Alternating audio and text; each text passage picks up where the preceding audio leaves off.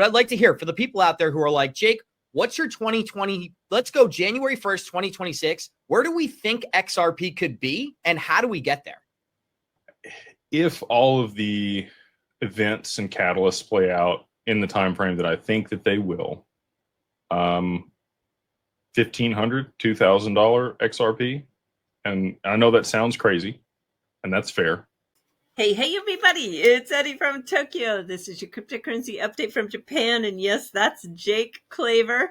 And it is a little bit of a clip, and there's a reason behind it. I have a question.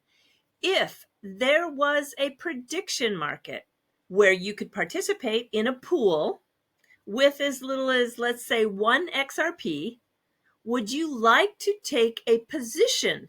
I don't care if you agree or disagree. Really, that's not the point. The point is here, the question, would you like to participate in a pool of whether or not you take a yes position or a no position, that XRP would be $2,000 by January 1st, 2026.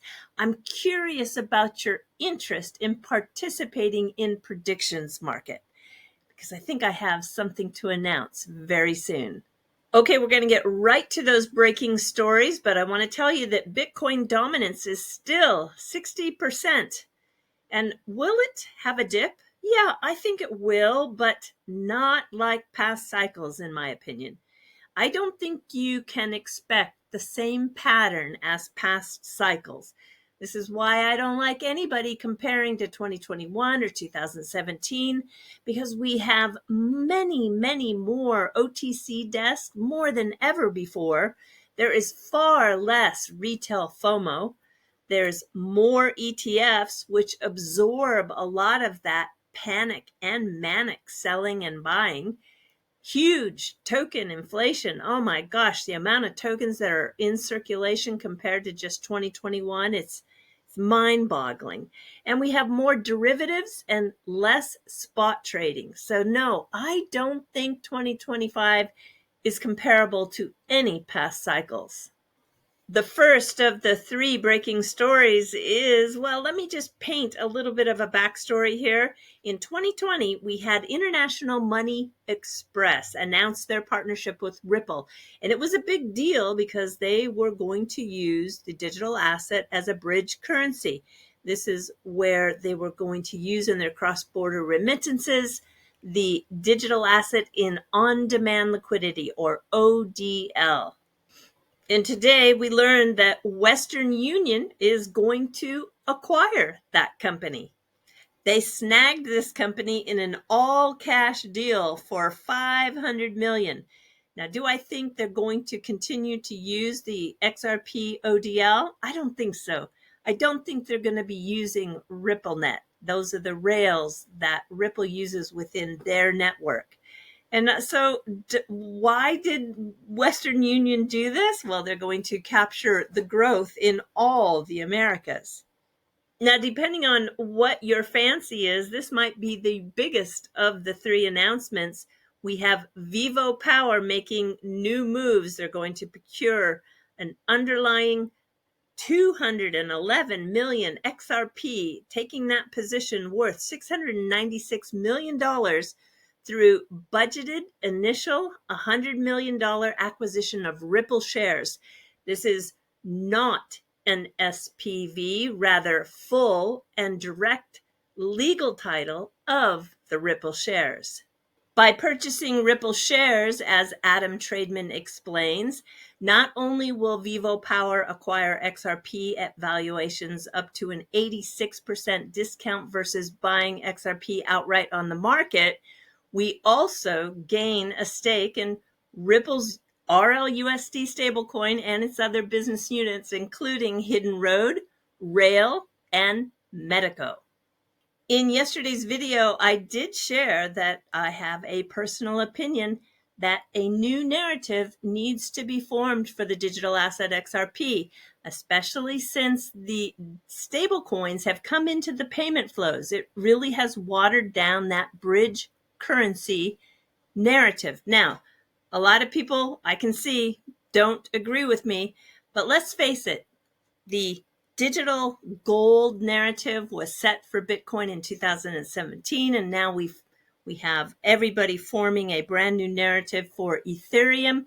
And I get these crazy comments that I'm a hater. Everyone says that. Well, who says it? And if you really think it, then I don't need you on my channel. I do believe, and let me show you in that narrative where I think it's going. And actually, I have some Ripple employees that believe the same.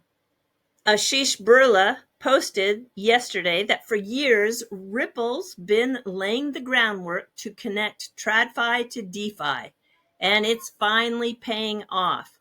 Now, these tokenized real-world assets and DeFi, which is very often called XRP-Fi, I think are going to be the sweet spot for the XRP ledger. And if you're new to the space, Ashish started at Ripple in 2013. He left as a general manager of the entire company in 2020, and he currently sits on the board. I think you need to lock in to real world assets and XRP-Fi, and I think that is the new narrative. When you look at who liked that post, you can see there are Ripple employees who are giving a heart mark. And from Luke Judges of Global Partnerships at RippleX, he tells us that XRP Ledger has some new headquarters. This is at assetglobe.xyz, real-time RWA, real-world assets, and stablecoin analytics. Watch TradFi, come on-chain. I'll put a link to the site in the description of this video. And speaking of XRP DeFi, take a look at this. You've got Jenna from ZhouDao putting together an interview today with Hugo Filion and Santiago Velez. And they're going to talk about all things decentralized, Flare, XRP, and DeFi starting at 10 a.m. Eastern Standard Time. I cannot wait.